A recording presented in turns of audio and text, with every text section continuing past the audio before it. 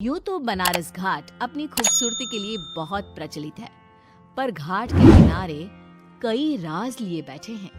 ये कहानी शुरू होती है बनारस के घाट के पास बने ममता निवास से, जहां प्रिया लाल जोड़े में ममता के घर उसकी बहू बनकर आती है। आओ आओ बहू, घर को अपने पैरों से पवित्र करो। ममता घर की दहलीज पार कर ही रही होती है कि अचानक एक बहुत गंदी सी बास पूरे घर में फैल जाती है।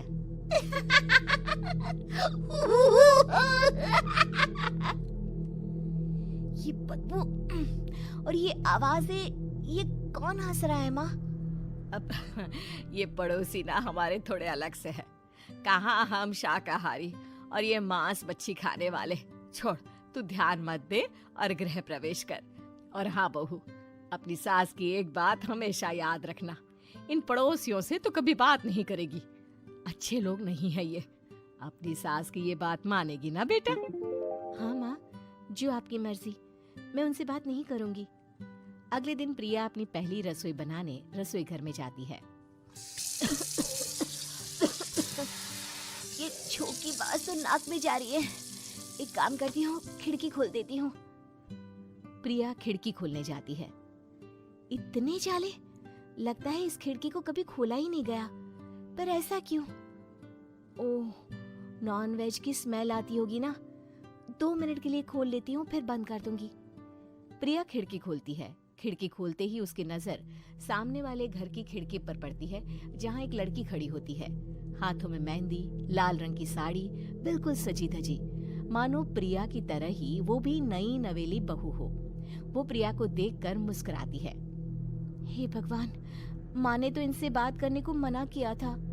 प्रिया फौरन ही खिड़की बंद कर देती है और तवे पर चढ़े रोटी की ओर देखने लगती है, पर वहाँ रोटी न होकर मछली पड़ी होती है। ये क्या? पहली ही रसोई में इतनी बड़ी गलती। हे भगवान, अब मैं क्या करूं? प्रिया बहुत डर जाती है और फौरन रसोई की सफाई करने और फिर सभी के लिए खाना बनाने लग जाती है। जब वो सबको खाना परोसती है, सब तो ठीक है, मैं बेकार में चिंता कर रही थी। हे भगवान, ऐसे ही बस अपनी कृपा बनाए रखना। रात के वक्त जब सब सो रहे होते हैं, तब प्रिया को पायल की आवाज सुनाई देती है, जिससे उसकी आंख खुल जाती है। ये पायल की आवाज कहाँ से आ रही है? प्रिया उठकर उस आवाज के पीछे छत की सीढ़ियों तक जाती है। तभी उसे बच्चे के रोने की आवाज आती है। प्रिया छत पर जाती है तो क्या देखती है? वही लाल साड़ी वाली लड़की अपनी गोद में एक नवजात बच्चे को घुमा घुमा कर सुला रही है। तभी प्रिया की नजर उसके पेट पर पड़ती है। ओह गॉड, ये तो प्रेग्नेंट भी है। सुनिए, बच्चा सो नहीं रहा है क्या? मैं कुछ मदद करूं?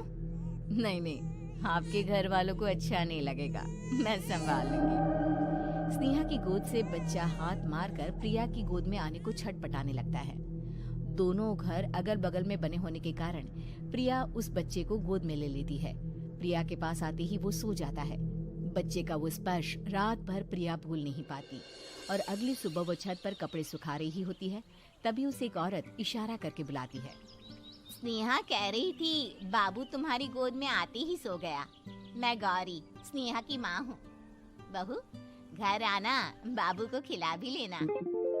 शाम को जब घर पर कोई नहीं रहता, बच्चे से मिलने के लिए प्रिया छिपकर अपनी पड़ोसन के घर चली जाती है और कुछ देर बच्चे को खिलाकर वापस लौट आती है। इसके कुछ दिन बाद ही प्रिया को पता चलता है कि वो माँ बनने वाली है। ममता की खुशी का ठिकाना नहीं रहता।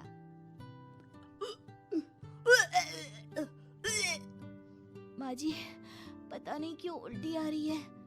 प्रिया भागती हुई वॉशरूम में जाती है तो हरे और लाल रंग की उल्टी करती है।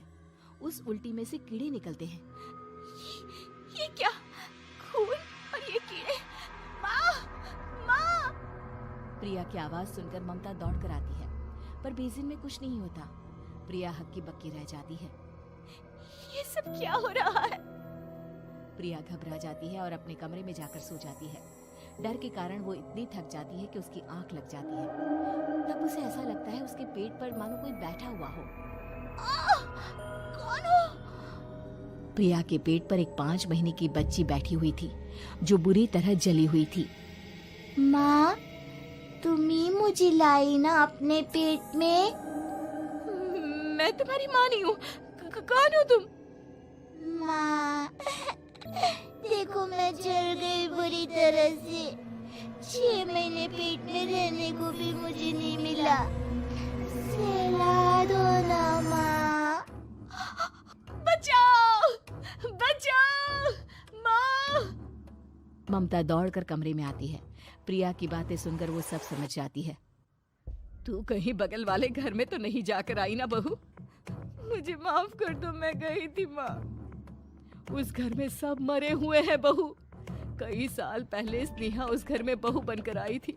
कुछ ही दिन में वो एक बच्चे को जन्म देने वाली थी। पूरा घर बच्चे के आने की खुशी में खोया था कि एक दिन अचानक उस घर में आग लग गई। सब बुरी तरह जलकर मर गए।